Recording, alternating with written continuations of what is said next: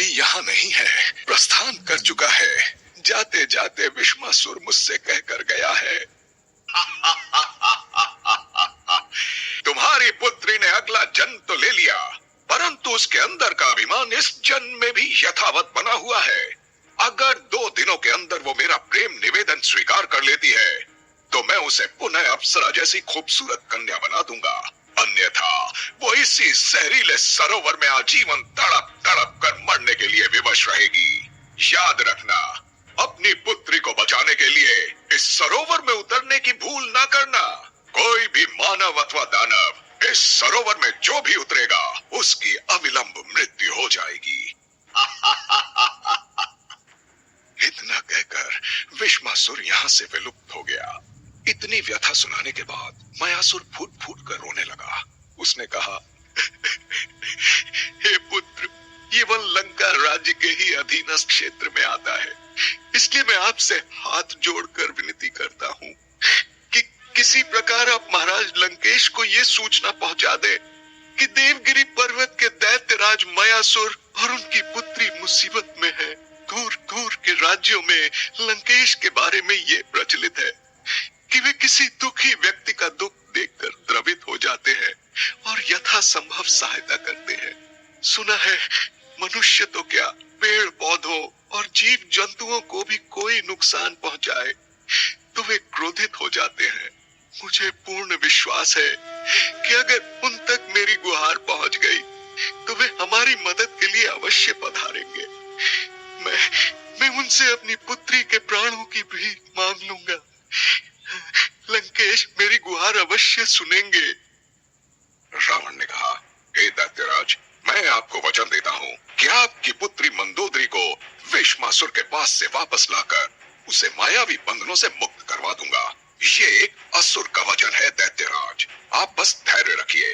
विश्वासुर चाहे जितना भी बलशाली क्यों ना हो, आज उसे उसके पापों की सजा अवश्य मिलेगी। मयासुर ने जब रावण के वचन को सुना तब उसे यकीन नहीं हुआ कि इतना सब सुनने के बाद भी एक दानव इतने आत्मविश्वास के साथ कैसे विश्वासुर के साथ भिड़ने को तैयार है। हो ना हो ये कोई शूरवीर, कोई अपराजेय योद्धा है। उसने पूछा, आप कौन है नौजवान, आप अपना परिचय दे। इससे पहले कि रावण कुछ कहता, कंटक ने कह दिया, हे दैत्यराज, आपके नेत्र इस वन में जिसके दर्शन के अभिलाषी हैं, वही साक्षात लंकापति रावण आपके सामने खड़े हैं। रावण, क्या ये सत्य है कि अभी तक मैं लंकेश्वर से वार्तालाप कर रहा था?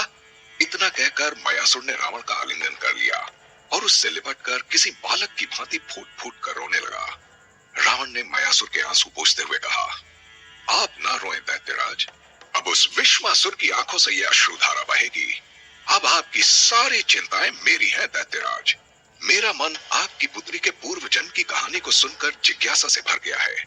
कृपया मुझे विस्तार से बताइए कि आखिर मेंढकी से पुनः आपकी सुकन्या मंदोदरी कैसे बनी? मयासुर ने आंसुओं को पोंछते हुए कहा, पिछले जन्म में श्राप पाने के बाद मधुरा अप्सरा मेंढकी के रूप में धरती लोक पर विचरण करने लगी। वो अनेक तालाबों, सरोवरों, दलदली मैदानों में श्रापित जीवन को जीती हुई अपना समय काट रही थी। मधुरा को इस बात का पूरा भरोसा था कि एक दिन उसे अवश्य ही माता पार्वती के श्राप से मुक्ति मिलेगी। वो दुखी जरूर थी, परंतु उसे इस बात पर पूर्ण विश्वास था कि वो समय आने पर अपने वास्तविक स्वरूप को प्राप्त करेगी। इसी तरह पृथ्वी लोक पर भटकते भटकते अनेक वर्ष उसने गुजार दिए। मेंढकी रूपी मधुरा को कोई इस पृथ्वी लोक पर पहचान नहीं पा रहा था। मेंढकी में श्राप से मुक्ति के लिए बेचैनी तो अवश्य थी, परंतु वो मुक्ति के मार्ग को पहचान नहीं पा रही थी। अचानक एक दिन एक भयंकर सर्प मधुरा खा जाने के लिए उसके पीछे पड़ गया।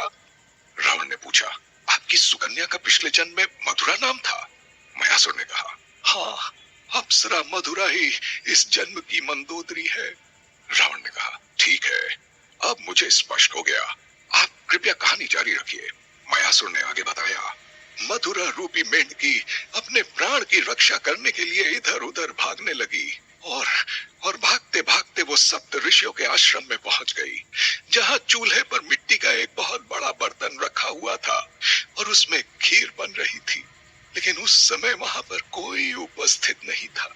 मेंढकी बनी मधुरा उछलकर उस खीर के बर्तन पर बैठ गई। तभी उसका पीछा करते हुए विषधारी सर्प भी पीछे पीछे आ गया और ये देख मधुरा मेंढकी सर्प से बचने के लिए बर्तन के एक छोर से दूसरे छोर पर उछल गई। सर्प मधुरा रूपी मेंढकी को पकड़ने के लिए उस बर्तन पर चढ़ गया और दूसरे छोर पर जाने की कोशिश करने लगा, किंतु दुर्भाग्यवश फिसलकर खीर के बर्तन में ही गिर गया और खीर गर्म होने के कारण गिरते ही मर गया और उसके जहर से पूरी खीर विषैली हो गई। रावण ने हैरान होकर पूछा, फिर क्या हुआ? क्या सप्तऋषियों ने उस विषैली खीर को खा लिया? मयासुर ने कहा, नहीं नहीं, मधुरा ऐसा कैसे होने देती। अब मेंढकी बनी मधुरा को यह चिंता सताने लगी कि ऋषिगण को यह घटना ज्ञात नहीं है। अगर वे ये खीर खाते हैं तो उनकी मृत्यु अवश्य हो जाएगी। कुछ सोचने के बाद मधुरा मेंढकी ऋषियों के इंतजार में उसी बर्तन पर बैठी रही और जैसे ही ऋषि भोजन ग्रहण करने के लिए वहां आए, मधुरा मेंढकी उनके सामने ही तुरंत खीर के बर्तन में कूद गई। ये सब ऋषियों ने देख लिया और सोचा कि मेंढकी के खीर में गिरकर मर जाने के कारण ये खीर अब खाने योग्य नहीं रही और उन्होंने खीर को जमीन पर फैला दिया। तभी उन्होंने देखा कि उस बर्तन में मेंढकी के अलावा एक सर्प भी मृत अवस्था में पड़ा था। ये देखकर सब ऋषि तुरंत समझ गए कि इस मेंढकी ने हम ऋषियों की जान बचाने के लिए अपने प्राणों का बलिदान दे दिया। तब सभी ऋषियों ने अपनी शक्ति से मधुरा मेंढकी को जीवित किया और उसे एक सुंदर कन्या का स्वरूप दे दिया तथा अब मधुरा मेंढकी से मंदोदरी बन गई। किंतु ऋषियों ने मंदोदरी को अपने साथ नहीं रखा और कालांतर में उसने मेरी पत्नी अप्सरा हेमा की कोख से जन्म लिया। रावण ने पूछा, पूर्व जन्म की इस कहानी में ये राक्षस विश्वासुर कहाँ था? पूर्व जन्म में उसका अप्सरा मधुरा से क्या संबंध था? मयासुर ने कहा, इस प्रकार इस जन्म की मंदोदरी और पूर्व जन्म में मेंढकी रूपी अप्सरा मधुरा थी, उसी प्रकार इस जन्म का विश्वासुर पिछले जन्म का विषधर नाग था, जिसकी मृत्यु मेंढकी के शिकार के दौरान खौलती हुई खीर में गिरकर हो गई थी। रावण और कंटक ने एक साथ बोला, ओह अच्छा, अब कहानी की कड़ियां आपस में जुड़ गईं। अब तक रावण की जिज्ञासा चरम सीमा तक पहुंच चुकी थी। उसने मयासुर से पूछा, दैत्यराज, पूर्व जन्म की पूरी कथा को सुनने के बाद मैं ये तो समझ गया कि पूर्व जन्म की अप्सरा मधुरा जो श्रापित होकर मेंढकी बन गई थी, वो सप्त ऋषियों के प्रताप से पुनः एक सुंदर कन्या में परिवर्तित हो गई और माता अप्सरा हेमा की कोख से जन्म लिया। परंतु मुझे अभी तक ये स्पष्ट नहीं हो पाया है कि अप्सरा मधुरा किसके श्राप से और क्यों मेंढकी बन गई थी। दैत्यराज ने एक लंबी ठंडी सांस ली और फिर कहा, आदि शक्ति माता पार्वती। हाँ हाँ, आदि शक्ति माता पार्वती का श्राप ही मधुरा की दुर्दशा का कारण है। उन्हीं के श्राप से श्रापित होकर एक अप्सरा को एक जन्म तक मेंढकी के रूप में भटकना पड़ा। रावण ने पूछा, ऐसा क्या हुआ था जो माता पार्वती ने अप्सरा मधुरा को श्राप दे दिया? मयासुर ने लंबी सांस ली और ऊपर आसमान की ओर देखने लगे। रावण ने पुनः मयासुर से पूछा, दैत्यराज, मेरी जिज्ञासा अनियंत्रित हो रही है, कृपया मुझे बताएं कि किस कारणवश माता पार्वती ने अप्सरा मधुरा को श्राप दिया था। मयासुर ने कहा, यह बताया जाता है कि अप्सरा मधुरा स्वभाव से घुमंतु प्रवृत्ति की थी। उसे देशाटन करना अति प्रिय था। एक बार विचरण करते हुए वो कैलाश पर्वत पर चली गई और वहां जाकर उसने कैलाश के मनोरम दृश्य को देखकर यही कामना की कि अगर संभव होता तो यही कैलाश पर मैं निवास करती। वो कैलाश पर्वत पर विचरण करते करते उस स्थान पर पहुंच गई जहां महादेव अकेले बैठकर ध्यान में लीन थे। मधुरा ने जब देवाधिदेव महादेव को देखा तब उनका रूप उसे अति आकर्षक लगा। एक क्षण के लिए भी वो अपनी नजर को महादेव के ऊपर से हटा नहीं पा रही थी।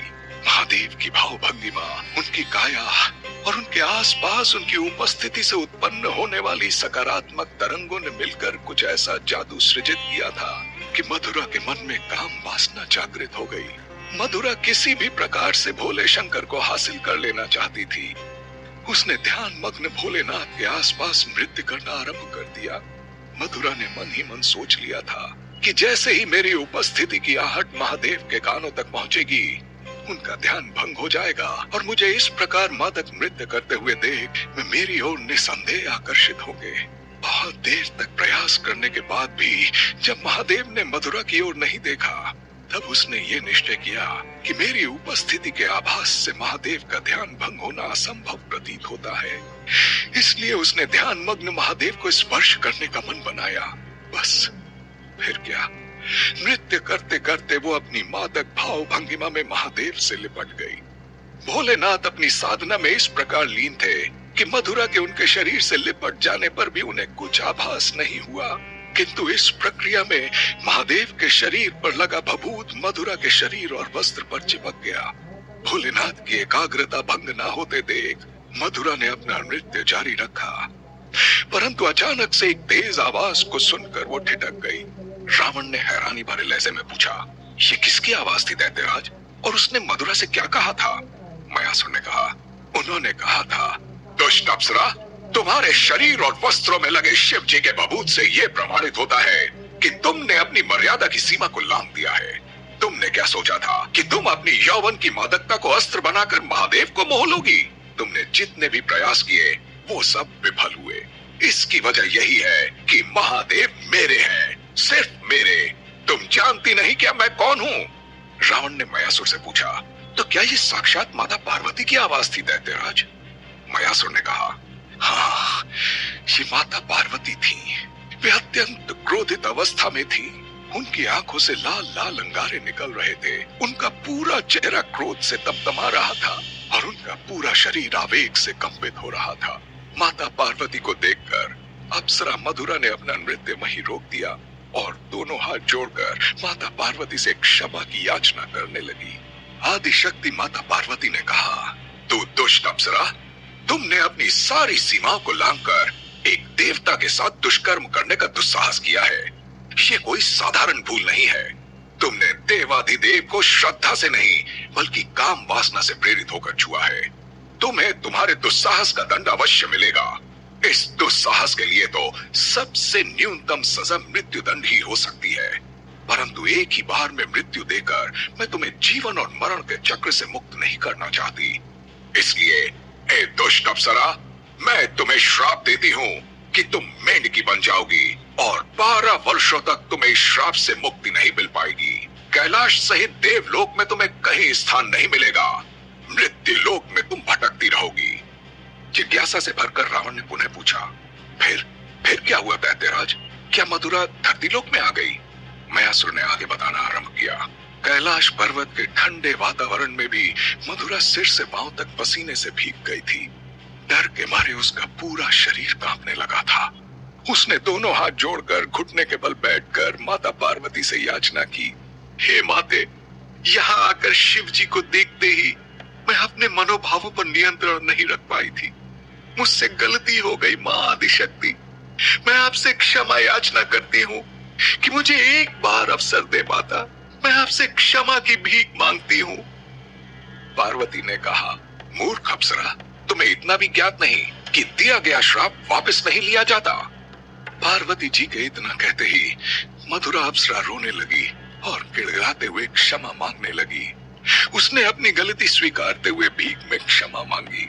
तब कुछ देर तक चुप रहने के बाद माता पार्वती ने कहा, ठीक है, तुम्हारी क्षमा याचना से द्रवित होकर मैं तुम्हें तुम्हारी मुक्ति का एक उपाय बताती हूँ। मेंढकी रूप से पुनः युवती रूप में तुम्हारी वापसी सज्जनों के प्रताप और आशीर्वाद से हो पाएगी, परंतु ये किस लोक और काल में घटित होगा, इसकी भविष्यवाणी अभी मैं नहीं कर पाऊंगी। इसके लिए तुम्हें मेंढकी के रूप में मृत्यु लोक में विचरण करना पड़ेगा और वहीं से तुम्हें तुम्हारी मुक्ति का मार्ग मिलेगा। रावण ने मयासुर से हैरान होकर पूछा, उसके बाद क्या हुआ बाबा? अप्सरा मधुरा को मुक्ति कैसे मिली?